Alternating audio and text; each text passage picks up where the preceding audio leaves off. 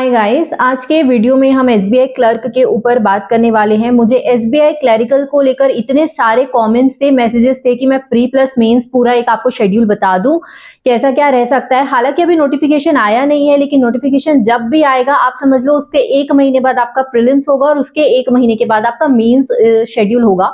तो लगभग आपके पास 2 महीने हैं और इन 2 महीनों को अगर आप अच्छे से यूटिलाइज करोगे तो आपका एसबीआई क्लरिकल डेफिनेटली क्लियर हो सकता है। मैं आपको बता रही हूँ कैसी क्या अप्रोच रहेगी। इस वीडियो में हम सारी बात करेंगे प्रीलिम्स के ऊपर, मेंस के ऊपर, मॉक्स कब कब लगाने हैं, क्या स्किप करना है, क्या पढ़ना है, स्पीड एक्यूरेसी कैसे बढ़ेगी, सबके ऊपर बात करेंगे। और आपको सबसे पहले ये बता दूं कि एसबीआई क्लर्क में जो 4 मेन सब्जेक्ट्स हैं आपके, इंग्लिश, क्वांट, रीजनिंग और जीए। 4 मेन सब्जेक्ट मैंने क्यों बोला, क्योंकि आपको चारों सब्जेक्ट्स में इक्वली हार्डवर्क पुट इन करना है। ये नहीं होगा कि आपका रीजनिंग अच्छा है तो आप रीजनिंग ही पढ़ते जा रहे हो, आपका रीजनिंग तो बहुत अच्छा हो गया लेकिन बाकी सब्जेक्ट्स आपके कम रह गए। ऑल्दो एसबीआई क्लर्क में आपके सेक्शनल कट ऑफ नहीं जाते हैं, लेकिन ट्रस्ट मी ओवरऑल अगर आपको कट ऑफ क्लियर करना है, आज के टाइम पे कंपटीशन इतना हाई है और कंपटीशन के साथ साथ ना पेपर बहुत अनप्रेडिक्टेबल हो गया है। जैसा लास्ट ईयर जो हमारा पेपर था उसमें क्वांट लेंदी था बट डुएबल था, और इंग्लिश तो डुएबल था ही, लेकिन रीजनिंग काफी लेंदी साइड पे था और रीजनिंग अनडुएबल साइड पे था, बिकॉज मुश्किल से 20 नंबर की रीजनिंग बन रही थी उसमें। और करंट अफेयर्स तो लाइक वो तो आउट ऑफ द बॉक्स ही आया था, बहुत ज्यादा पास्ट मंथ्स के भी पूछे गए थे, काफी डेटाबेस पूछे गए थे। तो जो रीजनिंग और करंट अफेयर्स 2 सब्जेक्ट थे ये दोनों काफी अनप्रेडिक्टेबल आए थे उसमें, और उसके अलावा क्वांट और इंग्लिश सही थे। अब बहुत से बच्चों का रीजनिंग काफी अच्छा होता है, तो भी अगर आपका रीजनिंग उस पेपर में बहुत अच्छा भी होता तब भी आप 24-25 मार्क्स से ज्यादा नहीं बना पाते, और उसके बाद आपको बाकी के मार्क्स दूसरे सब्जेक्ट्स में ही फेच करने पड़ते। I hope you are getting my point. आज के टाइम पे आपको हर एक सब्जेक्ट को इक्वल हार्डवर्क देना जरूरी है, ताकि अगर आपका एक सब्जेक्ट टफ आए, आपको कुछ नहीं पता है क्या टफ आएगा क्या ईजी आएगा, एक सब्जेक्ट टफ आए तो आप दूसरे से मार्क्स निकाल लो। आपका एम है ओवरऑल पेपर क्लियर करना। एसबीआई में आपका प्री होगा, मेंस होगा, देन बस आपका जॉब हो गया। एसबीआई क्लरिकल में आपके पास एक जॉब फिक्स हो गई, आपके पास एक बैकअप है, आगे अपनी लाइफ में कुछ भी करना चाहते हो तो उसके लिए बेसिकली आपको 2 सब्जेक्ट, अगर आप एवरेज हो, 2 सब्जेक्ट आपके बेस्ट है, स्ट्रॉन्गेस्ट है, तो आपका सिलेक्शन होने का चांसेस है। मैं ये नहीं बोल रही हर सब्जेक्ट में आपको स्ट्रॉन्ग होना जरूरी है, लेकिन हर सब्जेक्ट में इक्वली मेहनत देना ये जरूरी है, राइट। तो अभी मैं आपको 3 स्टेप्स में बताऊंगी। मैं आपको बताऊंगी कि हर एक एस्पिरेंट का जो एक फेज होता है तो क्या स्टेप्स में आपको चीजें फॉलो करनी चाहिए। अब आपको अपने आपको खुद जज करना है कि अभी आप कहाँ लाई कर रहे हो। आप प्रीलिम्स प्रिपेयर्ड हो, मेंस प्रिपेयर्ड हो, या मतलब अभी आपको प्रीलिम्स के लिए थोड़ा सा प्रिपरेशन बाकी, या फिर आप ऑल टुगेदर एक बिगनर हो और अभी स्टार्ट कर रहे हो। तो आपको खुद जज करना है और स्टेप्स यही होंगे जो मैं बता रही हूँ, फॉलो आपको इस तरह से ही करनी है। तो सबसे पहला जो स्टेप 1 है हमारा, उसमें हम अपना पूरा सिलेबस कंप्लीट करेंगे, ठीक है। चाहे आप ऑलरेडी प्रिपेयर कर रहे हो, चाहे आप बिगनर हो बहुत ज्यादा, आपको अभी ये देखना है कि अभी आप कहाँ लाई कर रहे हो, और आपको अपना पूरा सिलेबस पहले कंप्लीट करना है। आप पहले पूरा सिलेबस कंप्लीट करोगे। देखो, प्रीलिम्स और मेंस दोनों का जो बेस होता है, दोनों का कॉन्सेप्ट होता है, ये सेम होता है। दोनों के अप्रोच में जरूर डिफरेंस आता है कि आप अप्रोच प्री का अलग होता है, मेंस में आप थोड़ा अप्रोच अलग रखते हो, लेकिन आपका जो दोनों का कॉन्सेप्ट है, दोनों का बेस है, एक ही है। तो सबसे पहले आप वो कॉन्सेप्ट बिल्ड करते हो, तो सबसे पहले आप अपना पूरा सिलेबस कंप्लीट करोगे। कोई भी टॉपिक पे अगर आप ऑलरेडी प्रिपेयर कर रहे हो, कोई टॉपिक आपका वीक रह गया है तो पहले उसे कंप्लीट करो। अपने उस टॉपिक को पहले यूट्यूब करो, कोई भी टीचर जिसको भी आप फॉलो करना चाहो, कई सारे सर है। क्वांट में आपके पास हर्षद सर है, आशीष सर है, इंग्लिश में निमिषा मैम है, विशाल परिहर सर है, और रीजनिंग में अंकुश सर है, पुनीत सर है। मैंने सबके नाम बता दिए जिन जिन से मैंने थोड़ा बहुत पढ़ा है। मैंने पजल कहीं से की है, बाकी मिसलिनियस कहीं से किया है, तो इस तरह से मैंने भी कवर किया है, तो इस तरह से आप भी कवर करो। तो सबसे पहले आप अपना सिलेबस कंप्लीट करोगे। जो वीक टॉपिक है आप गूगल करो, सर्च करो और उसको कंप्लीट करो। उसके बाद उस टॉपिक के जो आपने यूट्यूब में देखा है उसके क्वेश्चंस लगाओ 1-2 दिन तक। इन सब में भले आपको 7 दिन लगे चाहे 15 दिन लगे, 1 हफ्ते 2 हफ्ते कितने भी दो, लेकिन पहले आपको अपना बेसिक पूरा सिलेबस कंप्लीट करना जरूरी है। जब ये पूरा कंप्लीट हो जाएगा, सारी अप्रोच सीख जाओगे, अप्रोच पे वर्क करोगे, तब आप नेक्स्ट स्टेप में मूव करोगे। और यहाँ पे आपको मैं एक चीज का फ्रीडम देती हूँ कि जो टॉपिक, जो एक ऐसा टॉपिक जो बहुत ज्यादा एक्सट्रीमली डिफिकल्ट लग रहा है, जो आपसे हो ही नहीं रहा, जैसे कि क्वांट में परम्यूटेशन कॉम्बिनेशन हो गया, बहुत ज्यादा एक्सट्रीमली डिफिकल्ट लग रहा है कि हो ही नहीं रहा, तो उन टॉपिक को आप स्किप कर सकते हो। लेकिन हर सब्जेक्ट में बहुत सारे टॉपिक्स स्किप करके नहीं चल सकते, आज के टाइम पे कंपटीशन बहुत ज्यादा है, तो आपको पूरे टॉपिक्स कवर करके चलने जितने ज्यादा से ज्यादा हो सके, राइट। तो अभी आप पहले अपना बेस बनाओगे, ठीक है।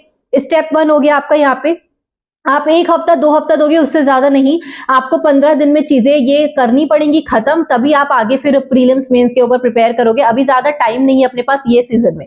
ग्रामर कंप्लीट करने के लिए आप 120 रूल्स निमिषा मैम का देख लेना, तो ग्रामर वहां से कंप्लीट हो जाएगा, उससे ज्यादा ग्रामर करने की जरूरत नहीं है। और डेली बेसिस पे आप इंग्लिश को टाइम दोगे। अभी हम डेली सब्जेक्ट वाइज बात करते हैं, तो आपका स्टेप 1 यहाँ हो गया, आपने अपना बेस बिल्ड कर लिया। अब स्टेप 2, अब हम प्रिपेयर करेंगे प्रीलिम्स के लिए। अभी हम, क्योंकि फर्स्ट चीज अभी हमारा हुआ है, अब हम प्रीलिम्स को पॉइंट ऑफ व्यू रख के प्रिपरेशन चालू करेंगे और प्रीलिम्स के डेली क्विजेस लगाएंगे, मॉक लगाएंगे, सेक्शनल मॉक लगाएंगे। देखो आपका पूरा टॉपिक कवर हो गया, तभी मैंने बोला स्टेप 1 पे सारी चीजें करके आओ। अब जब आप सेकंड स्टेप में हो, तो यहाँ पे आपको सारे टॉपिक्स आते हैं। अब आपको क्या चाहिए? अब आपको प्रैक्टिस चाहिए प्रीलिम्स के पॉइंट ऑफ व्यू से, राइट। तो स्टार्टिंग में आपको सिर्फ प्री में फोकस करना है। कब तक? जब तक आपके 70 to 75 परसेंटाइल प्रीलिम्स में ना आ जाए, तब तक हम सिर्फ प्री को फोकस करके चलेंगे, और इतना आने के बाद हम मेंस स्टार्ट करेंगे। अगर आप अभी ऑलरेडी 70 to 75 परसेंटाइल में आ रहे हैं, तो आपको मतलब कि ये स्टेप नहीं करना है, आपको सीधा थर्ड स्टेप करना है। आपको सीधा मेंस की प्रिपरेशन चालू करनी है, जो मैं इसके बाद बताऊंगी। तो अभी जो लोगों का 70 to 75 परसेंटाइल नहीं आ रहा, अभी आपको सिर्फ प्री पे वर्क करना है, जब तक आप ये परसेंटाइल रीच ना कर जाओ। और प्रीलिम्स के लिए वर्क कैसे करोगे? डेली आपको इंग्लिश को टाइम देना है, रीजनिंग को और क्वांट को। देखो अगर आपके पास गाइडली का पीडीएफ बंडल है तो आई थिंक बेस्ट है, क्योंकि आपको डेली टारगेट्स मिलेंगे, डेली वो चीजें प्रैक्टिस करना। इवन आप एक दिन में 2 दिन के भी टारगेट्स पूरे कर सकते हो, अगर आप ज्यादा पढ़ रहे हो तो, राइट। 8 to 10 आवर्स अगर आप दे रहे हो, क्योंकि आप ज्यादा टाइम है नहीं, तो आप डेली के 2-2 दिन के पीडीएफ आप बंडल कर सकते हो। मेरे हिसाब से अगर आपको डायरेक्शन लेस होके नहीं चलना, एक सही डायरेक्शन में चलना है, तो गाइडली का पीडीएफ बंडल ही बेस्ट रहेगा, क्योंकि उसमें आपको डेली टारगेट्स मिलेंगे। अदरवाइज आपके पास फ्री क्विजेस तो दूसरे कई प्लेटफॉर्म्स में अवेलेबल है, आप वहां से बिल्कुल लगा सकते हो, कोई बॉन्डेज नहीं है। हाँ, गाइडली के पीडीएफ बंडल में अभी एक काफी अच्छा ऑफर चल रहा है 2024 के पॉइंट ऑफ व्यू से भी। आप नेक्स्ट 2024 तक के लिए टारगेट करते हो, तो 1 साल के लिए पूरा सॉर्टेड हो, इसलिए अभी काफी अच्छा ऑफर चल रहा है। आपको नीचे लिंक मिल जाएगा, आप विजिट करके देख लेना। और कभी भी परचेज करो गाइडली की चीजें, तो आप सेव 12 कोड लगा सकते हो, जितना अमाउंट होगा उससे 12% डिस्काउंट आपको मिल जाएगा। डेली टारगेट्स करोगे, वहीं आपका टाइम चला जाएगा। फिर आप सेक्शनल मॉक लगाना, ठीक है, क्वांट का, रीजनिंग का, इंग्लिश का, प्री लेवल का ही सेक्शन मॉक लगाना, सेक्शनल मॉक से प्रैक्टिस करना। अच्छा, स्टार्टिंग में जो आप क्विजेस लगाओगे, क्विजेस और सेक्शनल मॉक्स क्यों इंपॉर्टेंट है? इंपॉर्टेंट इसलिए है क्योंकि आपको इससे आपकी टाइमर के साथ जो प्रैक्टिस होती है, वहां से आपकी एक्यूरेसी और स्पीड दोनों बिल्ड होता है। मैंने आपको बोला था, मैं आपको बताऊंगी एक्यूरेसी स्पीड कहां से आती है, तो ये क्विजेस से ही आती है, जितनी आती है। क्योंकि आप जब क्विज दे रहे हो तो 10-10 मिनट का छोटा छोटा, तो वो उसमें आप बोर नहीं होते, और आप मेंटली प्रेजेंट होके आप फोकस करके देते हो कि एक्यूरेसी मुझे ध्यान रखना है। सबसे पहले आपको एक्यूरेसी में फोकस करना है, फिर आपको स्पीड में फोकस करना है। पहले आप एक्यूरेसी में फोकस करोगे कि हाँ, हर एक चीज सही होनी चाहिए, भले कम बनाओ, सही बनाओ, और फिर एक्यूरेसी आने लग जाए, उसके बाद आप स्पीड में फोकस करोगे कि अब मैं थोड़ा जल्दी जल्दी बनाने की कोशिश करूंगा। हर 2 से 3 दिन में एक मॉक लगाना है, फुल लेंथ मॉक, और उस मॉक को प्रॉपर एनालाइज करना है, और बचे हुए 2-3 दिन में आप सेक्शन मॉक और क्विज से प्रैक्टिस करते रहोगे।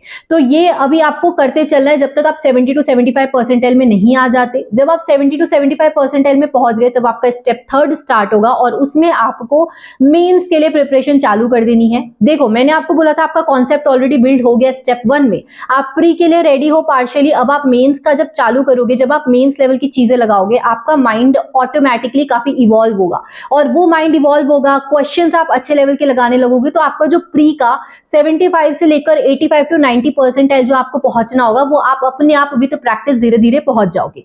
क्योंकि अब हम क्या करेंगे, अब हम स्टेप 3 में 3 से 4 घंटे देंगे हम प्रीलिम्स को, और 3 से 4 घंटे देंगे मेंस को। या मैं और इसको स्पेसिफाई करूं तो 3 घंटे प्रीलिम्स को देना, 3 घंटे मेंस को देना, 1 घंटा करंट अफेयर्स को दोगे। करंट अफेयर्स को टाइम आज से देना है, अभी से। आप किसी भी लेवल पे लाई कर रहे हो, लेकिन करंट अफेयर्स को टाइम आज से देना है, और इंग्लिश एडिटोरियल को भी टाइम आज से देना है। अगर खुद पढ़ पाते हो तो बेस्ट है, खुद नहीं पढ़ पाते हो तो आप निमिषा मैम की हेल्प से पढ़ो। डेली 1 घंटा इंग्लिश एडिटोरियल को दो, और 1 घंटा आप करंट अफेयर्स को दोगे। करंट अफेयर्स के लिए जो 1 घंटा है, या तो आप उसमें पीडीएफ से पढ़ो, ठीक है, कोई PDF फॉलो कर सकते हो, अड्डा का फॉलो कर सकते हो। मैं आपको डेली का टेलीग्राम ग्रुप में जो नोट्स बना के दे रही हूँ, अड्डा से ही बना के दे रही हूँ, क्योंकि मैं अभी वीडियोस नहीं देख पा रही करंट अफेयर्स के लिए, इतना टाइम नहीं है। तो मैं PDF से पढ़ती हूँ आधा घंटा और आधे घंटे में नोट्स बनाती हूँ, 1 घंटा मेरा जाता है वहां, और फिर वही नोट्स मैं आपको टेलीग्राम में प्रोवाइड करती हूँ। आप ग्रुप का लिंक आपको नीचे मिल जाएगा, आप ज्वाइन कर सकते हो। तो यस, डेली आप 1 घंटा एडिटोरियल को, क्योंकि एडिटोरियल को टाइम देना जरूरी है, वहां से आपकी अंडरस्टैंडिंग बिल्ड होती है। अंडरस्टैंडिंग बहुत जरूरी है चीजों को लेकर, ठीक है, इंग्लिश में स्पेसिफिकली, तभी आपका आरसी और ये सब बिल्ड होता है। तो आप डेली 1 घंटा इंग्लिश को, 1 घंटा सीए को, और 3 घंटे मेंस को और 3 घंटे प्रीलिम्स को, इस तरह से आप थर्ड स्टेप में अपने टाइम को बांटोगे। एवरी वीकेंड, एवरी संडे आपको एक मेंस का मॉक लगाना है, ताकि आपकी मेंस की सिटिंग हैबिट आए, मेंस में परफॉर्मेंस आपको पता चले। और हर 2 दिन बाद आपको एक प्री का मॉक लगाना है, मतलब आप हर 2 दिन के बाद एक प्री का मॉक लगाओगे, तो ऐसे करके आपके हफ्ते में 2 प्री के मॉक हो जाएंगे, और संडे को आपका एक मेंस का मॉक हो जाएगा। तो ऐसे करके आपके एक हफ्ते के 3 मॉक होंगे। फिर संडे को जो आप मेंस का मॉक दियो, चाहो तो आप संडे को ही एनालाइज कर लो, या आप मंडे को एनालाइज कर लो। जो मेंस का आपका टाइम स्लॉट आपने बांटा है, तो मेंस का वो टाइम पे आप अपने मॉक को एनालाइज कर लो मंडे पे, राइट। एनालिसिस प्रॉपरली होना जरूरी है, उसमें आपको देखना है, आपको ढूंढना है आप किस में वीक हो, किस में स्ट्रांग हो, अपना हर तरह का एरिया आपको पता होना चाहिए। अगर आपको खुद नहीं पता ना कि आप किस चीज में वीक हो, देन ट्रस्ट में एग्जाम में जाकर एग्जामिनर खेल जाएगा, क्योंकि एग्जामिनर जो भी चीजें ऐसे दिया है जिसमें आप फंस सकते हो और आप फंस गए, तो वो विन कर गया और आप लूज कर गए। तो ये आपको नहीं करना है। अपनी स्ट्रेंथ और अपनी वीकनेस खुद को पता होना जरूरी होता है, सामने वाले को नहीं, राइट। तो आपको ये चीजें ढूंढते चलनी है, और जो भी वीक एरिया है, उन वीक एरियाज में आपको वर्क करते चलना है अच्छे से, तब जाकर चीजें बदलेंगी। एंड यस, तो डेली का जो आप टाइम स्लॉट बांटे हो अपना प्रीलिम्स के लिए, मेंस के लिए, प्रीलिम्स में के लिए आप वही क्विजेस लगाओ, वही सेक्शनल मॉक्स लगाओ। मेंस के लिए आप कर सकते हो कि मेंस के अप्रोच थोड़े देख सकते हो, थोड़े से वीडियो क्लासेस कर सकते हो, क्योंकि पजल्स में जो इतने बड़े बड़े पजल आते हैं 2-2 पैराग्राफ के, उसकी अप्रोच क्या होनी चाहिए, किस तरह से पजल को पूरा रीड किया जाए, कहाँ से क्वेश्चन पिक किया जाए और कहाँ से उसको बनाना स्टार्ट किया जाए, राइट। तो ये जो अप्रोच हो गई, DI की अप्रोच हो गई, और कैलकुलेशन स्पीड, ये सारी चीजों के लिए आप थोड़ा सा अप्रोच देख सकते हो मेंस के लिए। फिर आपको मेंस में भी सेल्फ प्रैक्टिस स्टार्ट कर देनी है। डेली के आपको सेक्शनल मॉक लगाने हैं, मेंस लेवल के भी। अगर आपने गाइडली का ले रखा है तो आपको मेंस लेवल पे वो मिल जाएगा, उसका डेली टारगेट। तो मेंस लेवल पे आप डेली टारगेट लगाओ। और गाइडली के PDF बंडल में एक बहुत अच्छी चीज कि आपको वीडियो सोल्यूशन भी मिल रहा है। डेली आप मेंस लेवल के सेक्शन मॉक लगाओगे, जो सेक्शन आपका वीक है उसमें हमेशा आपको ज्यादा मेहनत करनी है। आपको कोई भी अपने वीक सब्जेक्ट को, वीक एरिया को 1 घंटा देते ही चलो, उसको 1 घंटा उसी को बांट दो, बाकी के 2 घंटे में आप बाकी के सब्जेक्ट्स करो।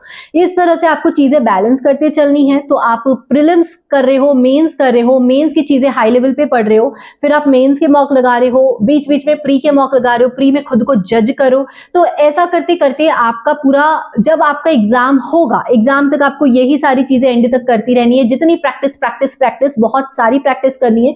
जितनी ज्यादा प्रैक्टिस करते चलोगे, उतना आप एग्जाम में अच्छा परफॉर्म करोगे। जब आपका मेंस होने वाले रहेगा, मेंस होने के 15-20 डेज पहले हम करंट अफेयर्स में फोकस अपना बढ़ा देते हैं, क्योंकि एंड टाइम पे जितने करंट अफेयर्स के रिवीजन हो, उतना ज्यादा वो माइंड में याद रह जाता है और उतना ज्यादा आप एग्जाम में अच्छा परफॉर्म करते हो। तो अभी आप करंट अफेयर्स को 1 घंटा देकर चलो, ठीक है, अभी से इग्नोर नहीं करना है, लेकिन अभी से 1 घंटा लेकर चलो। और फिर जब मेंस आएगा, तब उस टाइम पे हम अपनी स्ट्रैटेजी चेंज करके करंट अफेयर्स को एक्स्ट्रा टाइम देंगे। तो बेसिकली आफ्टर लर्निंग एवरीथिंग, सारे कॉन्सेप्ट पढ़ने के बाद, सारे क्लासेस लेने के बाद, आप जितनी ज्यादा प्रैक्टिस से प्रैक्टिस कर सको, बस वही करना है आपको एंड तक। और फिर आप जब एग्जाम अच्छा परफॉर्म करके आते हो, तो आपका सिलेक्शन हो जाता है। आई होप आपको ये वीडियो से थोड़ी हेल्प मिली हो, मैं जो बताना चाह रही हूँ वो आप तक पहुंचा हो। स्टिल कोई डाउट हो तो कमेंट कर देना। आपको अगर ये वीडियो अच्छी लगी, हेल्पफुल लगी, एंड तक आए हो आप, तो प्लीज चैनल सब्सक्राइब करके जाना। इंस्टा का लिंक डाल रही हूँ नीचे, इंस्टा में भी फॉलो कर सकते हो। एजुकेशन के अलावा मुझसे जुड़ना चाहो तो मेरी लाइफ के दूसरे भी कई शेड्स हैं, अगर वो देखना चाहो तो। And yes, I hope you like this video. Will meet you in the next video. Thank you.